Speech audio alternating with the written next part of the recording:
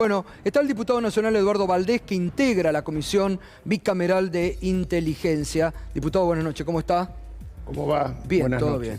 bien. ¿Qué hicieron con este asesor? Bueno, creo que hoy el senador Torres lo ha sacado de la comisión, o sea, ha pedido que cese su contrato. Pero independientemente de eso, yo creo que este abogado sea abogado de Carrizo, muestra que no son loquitos sueldos. No. Es uno de los abogados más caros de la ciudad de Buenos Aires. ¿Marano? Absolutamente. Y como bien dice Irina, tenía la tarjeta que él repartía, que era asesor del consulado de la Embajada de Estados Unidos. Inclusive la tarjeta está en inglés. Entonces, ¿cómo es que llega a ser abogado del jefe de, supuestamente, entre comillas, los copitos? Normalmente uno, seguramente Irina, que investiga mucho más que yo estos casos, cuando los narcos quieren pasar desapercibido, normalmente se aparece con un gran abogado, uno ratifica que es lo que quiere pasar desapercibido. Y cuando contratan un abogado de la envergadura de Marano, yo creo que ahí está la cosa. Es un pez gordo, son peces gordos, no son loquitos sueltos. Pero, diputado, no es un dato menor, y bien lo marcaba Irina, no es un dato menor que este tipo haya estado metido en la Comisión Bicameral de la Inteligencia, la que destapó con Moró a la cabeza todo el espionaje ilegal del macrismo, y asesorando a un senador de Juntos por el Cambio. No es un dato menor. No, y con acceso, como dice Irina, al expediente, a los informes, o sea, al plan de acción que va a tener la AFI claro, durante el año en curso. Es decir, mire cómo se meten en todas partes. Ahí estaba infiltrado, obviamente. Bueno, que es un topo en todos lados, menos en la defensa de Carrizo, porque eso es público. Se presentó al juzgado y había una nota muy buena de Tiempo Argentino que decía que normalmente cuando corre un matungo, no lo monta Irineo Leguizamo, era más o menos la oración. Está claro que cuando Irineo Leguizamo, eso es Marano como abogado defensor, deja de ser matungo el defendido. Pero a ver, acá hay otro punto fundamental. Acá hay otro punto fundamental para terminar de una vez por todas con la teoría de los loquitos, de los perejiles o del lumpenaje. ¿Y de dónde sacan la guita si este tipo, como usted acaba de decir, es uno de los abogados más caros de la ciudad de Buenos Aires? Estos lumpenes, haciendo copitos, se pueden bancar a un abogado que no va a ir gratis a laburar ahí. Y investigando hoy sobre Marano, a quien yo no lo tenía así en... Fíjense, y esto me sorprende porque él asesoraba al consulado de Estados Unidos, que es donde dan las visas. Él tiene en las redes gestos muy descalificativos contra Héctor Timerman en el momento que Héctor Timerman estaba reclamando su visa para viajar a Estados Unidos. Y no sé si en ese momento él no estaba trabajando en el consulado como asesor externo, así se vende en la tarjeta. Son personajes que no aparecen porque sí. No, bueno, acá más que nunca... Uno no cree en las brujas, pero que las hay, las hay. Pero por favor, acá más que nunca hay que investigar para arriba y el financiamiento. ¿Quiénes financiaban estos tipos? ¿Quiénes pusieron la guita para matar a Cristina Fernández de Kirchner? Pero no tengas duda que cada vez aparecen más peces gordos. A ver, ¿cuántos son los que pueden contratar a Marano? Pregunto yo. Perdón la interrupción, pero yo sé que hubo otro de los imputados que también contactó un estudio de abogados muy importante. El estudio de abogados lo rechazó. ¿Qué? ¿Se puede decir el nombre del estudio de abogados? Por ahora no, prefiero que lo digan ellos directamente, pero me consta que se contactó con un estudio de abogados costoso para conocer si podían asumir la defensa. Lo interesante, Juan, es ver quién llama en nombre de ellos, porque, Claro. porque evidentemente ellos no son personas con demasiado Contacto. No. Bueno, capaz Además, que si sí. repasás todas las... O sí. Pero... yo la verdad a este punto no descalificaría a ninguno, porque cada vez decimos lumpen, y cada vez hay más peces gordos detrás. Cada vez hay más peces gordos detrás. No, lumpenes no son. Ni marginales ni Irina, loquitos. lo que dice es esto, peces gordos detrás. Trabajaban de lumpenes. Que son los que pueden hacer el contacto Sí, con estos pero abogados, está bien, digamos. pero se ve que los tipos, a ver, Sí, conocíamos... probablemente, pero lo que te digo es, me parece relevante ver quiénes son las personas que les están buscando abogados ¿Y a quiénes ellos. ponen la guita? Bueno, por eso. Ahí sí. ¿Quiénes salen a buscarle abogados a estas personas que Ahí era- planificaron este atentado? Ahí era muy... A mí lo que recién contaba Juan, del carpintero, que dice, yo trabajo con fondo fiduciario. A la miércoles. fideicomiso. Un Con fideicomiso. carpintero que trabaja con fondo fiduciario, ¿a dónde se ha visto? Que se puso la carpintería el año pasado Sí. y aprendió por YouTube. Por como YouTube, recordaba él. pero fenomenal. Que es un comercio de barrio aparte. Es Además un comercio eso. de barrio, no es que es una carpintería a escala industrial, digamos, ¿no? Un comercio de barrio. Capaz que exportaba y no nos enteramos, ¿no? Llamativo. ¿Eh? Llamativo. Además Aparte- le preguntan si manejaba cifras millonarias y dice, no, solamente 1.700.000. Pero pesos. aparte- Para una ello cifra un millonaria. vuelto, ¿te das cuenta? Sí. Aparte es un monotributista, ¿no? Pero puede recibir estos fondos de ese fideicomiso. Yo quisiera saber cuántos carpinteros trabajan con fideicomiso. ¿Y de quién era el fideicomiso? Hay que Claro. averiguar. Bueno, ahí creo que va a haber una investigación. Eso es lo primero que tiene que hacer el juez. ¿Quiénes son los que lo contrataron? Porque esos grupos, Eduardo, tampoco, digo, pues está la coincidencia, ¿no? De que se generan estos dos grupos, Revolución Federal, Nación de Despojados, y que empiezan estos ataques muy violentos en distintas circunstancias. Ahora, esos grupos no son de generación espontánea. Hay alguien que está impulsando que se creen. No es que se crean de un día para el otro y son grupos de autoconvocados, como se dice, ¿no? Mirá, yo lo que siento, cuando primero empecé a observar que algo distinto había, yo conozco la ciudad de Buenos Aires, no es que no la conozco. El 9 de julio viajamos a Tucumán porque era el Día de la Independencia y allí era una fiesta popular. Eran 100.000 personas que no eran del Frente de Todos, eran de todos los sectores políticos que festejaron como se festeja en cualquier lugar de la Argentina el Día de la Independencia. La pantalla de Canal 7 estaba partida en 6 lugares. Vos veías Jujuy, de ascendencia radical, festejaban el Día de la Independencia multitudinariamente y pacíficamente. Pasaba eso en La Rioja, peronistas, pasaba eso en Neuquén, mostraban, Popular Neuquino, Río Negro, y solo en la ciudad de Buenos Aires, que estaba en la Plaza de Mayo partida en 3, había un grupo que estaba Alejandra Darín cantando el himno pacífico, eran 5.000 personas. Había otro grupo que era el más numeroso, que era la izquierda, que estaba el Día de la Independencia ahí en Plaza de Mayo, bastante multitudinario. Y habría 5.000, 7.000 personas que estaban poniendo horcas, poniendo bolsas negras, poniendo todo. A partir de ahí yo dije, pero ¿por qué las cámaras fueron para ese lado? Si yo vi en el otro canal cómo partían en 6 y en la Argentina. Entonces a partir de ahí me puse a observar. Ahí empiezan a ver los acosos, los piquetes a las personas, empiezan a multiplicarse en el Congreso, en la Casa scratches, Rosada. decís vos. Vemos el día que asume Sergio Massa, que rompen el auto, el 18 de agosto de vuelta ponen las horcas, hacen... O sea, esto es el final, lo que vimos del que saca la pistola, pero que hubo una preparación Bueno, previa lo de dice- una ciudad violenta. Chicos, Lo dice Martínez de Giorgi.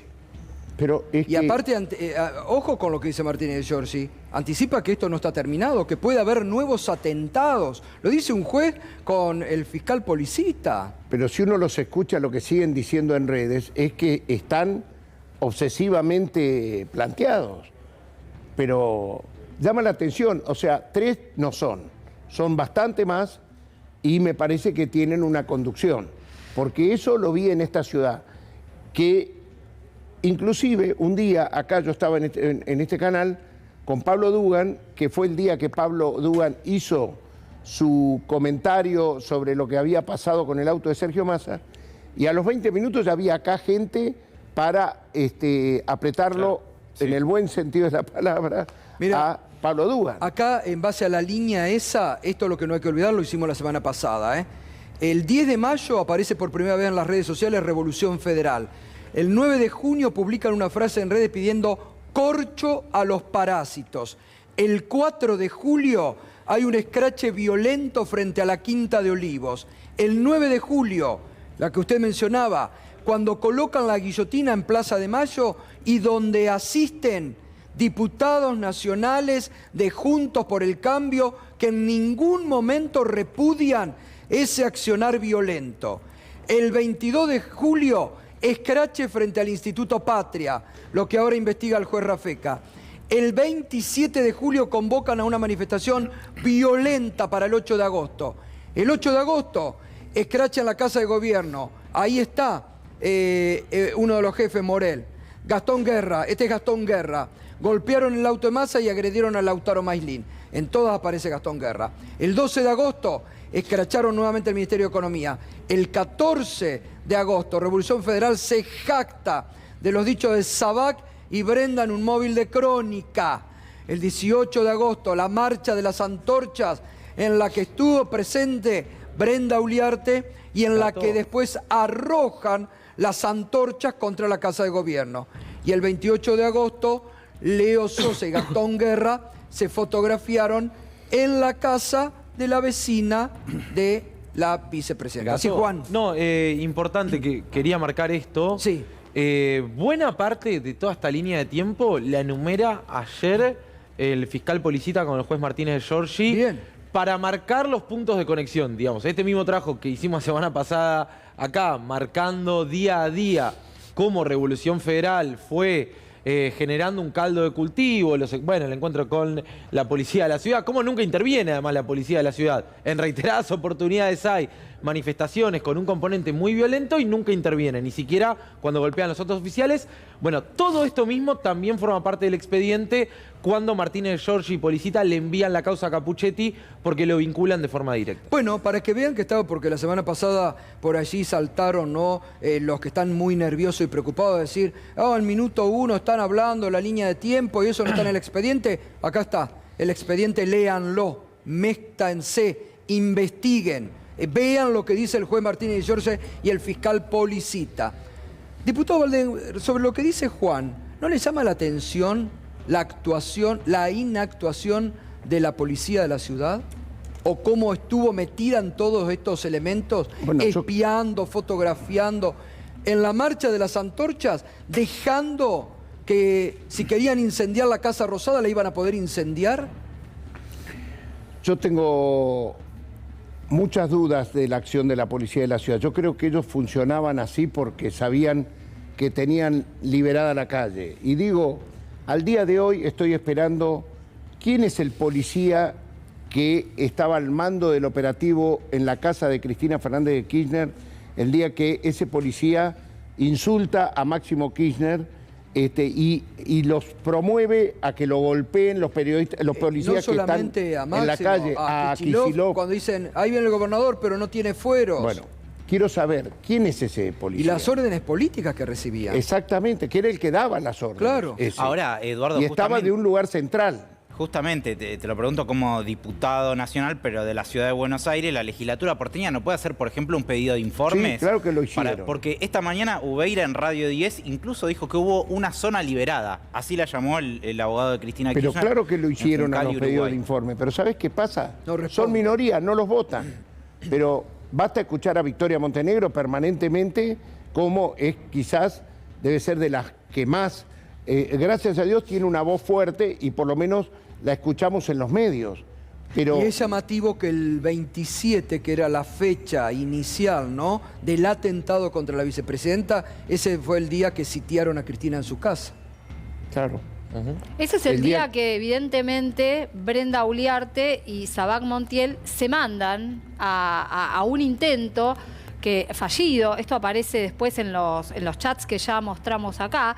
y después, finalmente, la semana siguiente es cuando intentan concretar el asesinato. Pero ese 27, se ve que ellos advierten el clima que hay y la presencia policial con los hidrantes, persiguiendo a los manifestantes que estaban apoyando a la vicepresidenta en forma absolutamente pacífica, y en el medio todos estos actos de espionaje que fueron denunciados por la comisión bicameral también, no fueron planteados, y actos de espionaje sacando fotos a los que estaban, y todo lo que aparece en las modulaciones de la policía, precisamente marcando a determinados dirigentes, a Axel Kicillof, al Cuervo Larroque, a Máximo Kirchner, que incluso lo amenazan. Y Sabac Montiel, en una de las conversaciones, dice: lo toqué a Axel. Claro. Estaba a centímetros. Sí, y se metió en un auto de tal marca, tal modelo. Exacto. Sí, es muy bueno eso que apuntás, Irina. Le tocó la espalda. Sí, es decir, y se lo cuenta Brenda. le hubiera podido matar, es lo que quería decir. Sí. Le hubiera podido pegar un tiro en la nuca. Pero le dice después, no era el momento, ya se estaba yendo la gente, ¿no? Como que el mejor momento era cuando hubiera más gente presente en el lugar, y que lo que él hubiera esperado era que ella estuviera parada en el escenario, ¿no? Y entonces, la semana siguiente hacen el intento. Pero fíjate vos que los mensajes de Carrizo, de Gabriel Carrizo, lo que surge es que se ve que con él habían acordado otra cosa. Y que iba a ser aún la semana posterior, ¿no? Y que él parece ser que les había dado un arma para cometer el magnicidio a la semana siguiente. Es algo muy impresionante y que da cuenta, Gato, como bien vos decís, que no son unos desestructurados, que hay una organización donde hay una planificación, donde hubo una inteligencia. Bueno, perdón la digresión. No, sigamos viendo quiénes son los abogados y, como bien dice Irina, quién es el contact man, quién es el que contacta a los grandes estudios jurídicos y a favor del estudio jurídico, que no sé qué es, que dijo que no quería defender esta causa a algunos. Quiero decir que quienes se animan a defenderlo a esto saben que están defendiendo un magnicidio o un intento de magnicidio. O sea, que en su carrera profesional esto va a quedar para siempre. O sea, tenés que tener compromisos con estos grupos para asumir la defensa. De eso no tengo ninguna duda. Acá Juan Alonso, el colega Juan Alonso, le agradezco que está mirando, me manda, le responde. El comisario de la policía porteña es el comisario mayor Asolina. Es el que daba mayor, las instrucciones. que fue reconocido por 2 detenidos. Larreta lo felicitó ese lunes, después del sábado. Larreta lo felicitó el lunes junto a otros efectivos de la fuerza por el accionar del sábado frente a la casa de Cristina. Está acusado de haber sido el nexo con la Patota y el cerrajero que ejecutaba uno de los mayores ataques contra la libertad de expresión al ingresar y destruir en la redacción del diario Tiempo Argentino, cuando Tiempo luchaba por permanecer. Este tipo fue el que... Bueno, Alonso trabajaba ahí. Por eso, sí. En la causa fue sobreseído y la decisión, ¿por quién fue confirmada? Por Lloren, Bruglia y Bertuzzi, que hoy aparecieron en escena, aparecieron Irina. en escena otra vez, sí, hay que decir esto, que justamente la sala de la Cámara Federal, que va a revisar todas las decisiones de primera instancia, es la que integran Leopoldo Bruglia, Pablo Bertuzzi y Mariano Llorens. La primera audiencia va a ser esta semana, a cuento del pedido de excarcelación de Agustina Díaz. Ahí fue, bueno, Agustina Díaz, recordémoslo, es la amiga íntima de Brenda Uliarte. Algunos creen que podrían ser pareja también, confidentes, que participa que está al tanto de todo y que además en ningún momento le pone freno. La situación de Agustina Díaz se va a revisar en esta audiencia, pero bueno, es la sala que ya se sorteó para que revise este caso. Que a mi modo de ver, seguramente los jueces, de momento, como el hecho puntual está precisado, está delimitado, es indiscutible el intento de magnicidio, esto no va a entrar en discusión. No se pueden pero después jugar. van a venir otras discusiones, Gato. Después van a venir otras discusiones sobre quién está arriba, sobre el financiamiento, Claro. sobre la planificación en otros, Y ahí sí otros pueden, niveles. y ahí sí pueden Y entrar a yo creo- actuar Bruglia, Bertuzzi y Llorens. Y ahí va a estar la puesta a prueba, ¿viste? Claro. Y también en la vinculación de estas organizaciones como Revolución Federal. Hay un dato que daba Nicolás Weintraub, este periodista que hizo la crónica en revista Anfibia, que es que Jonathan Morel, el líder de Revolución Federal, trabajó como fiscal en elecciones justamente para, Los dos. para el macrismo. Y Ah, Leonardo Sosa también repartía sí. boletas junto por el bueno. cambio. Es me decir, parece. no es que no tienen vinculación política. Se va completando el rompecabezas, muchachos. Y aparece el abogado del otro que estaba en la... Y bueno, por eso están tan nerviosos. Por eso están tan nerviosos y quieren parar en un mismo lineamiento que son loquitos, lúmpenes. Y por eso sale todo el periodismo militante macrista a tratar de apaciguar. Bueno. Es muy se va triste esto, completando. ¿no? Es muy triste porque uno ve la ruptura del pacto democrático. Y sí. Yo, la verdad que ayer clamé a que alguien de los líderes de Juntos por el Cambio aparezca un Cafiero, que aparezca alguien como fue en aquella crisis de la institucionalidad democrática, Antonio Cafiero, que se animó y fue y se puso al lado de Alfonsín, que se anime alguien, por favor, a hablar y a decir esto no nos representa. Yo esperaba que Horacio Los Rodríguez Larreta, no radicales. sabía que había premiado al comisario. Sí, lo felicitó. No puede suceder esto, porque también No, y los radicales, convalidando todo esto y no desmarcándose. Pero yo cuando es veo- un papelón veo- democrático lo que voy a están aprovechar haciendo. este momento que estoy acá y decir, una de las cosas que me dio sorpresa, indignación, es salir a negar que el Papa había hablado con Cristina Fernández de Kirchner No, eso es... al día siguiente, que fue el día 2, Sí, ¿no? sí, sí. Yo les digo la hora, 8:37 de la mañana. Y decir que desde Roma mandaban a decir esto.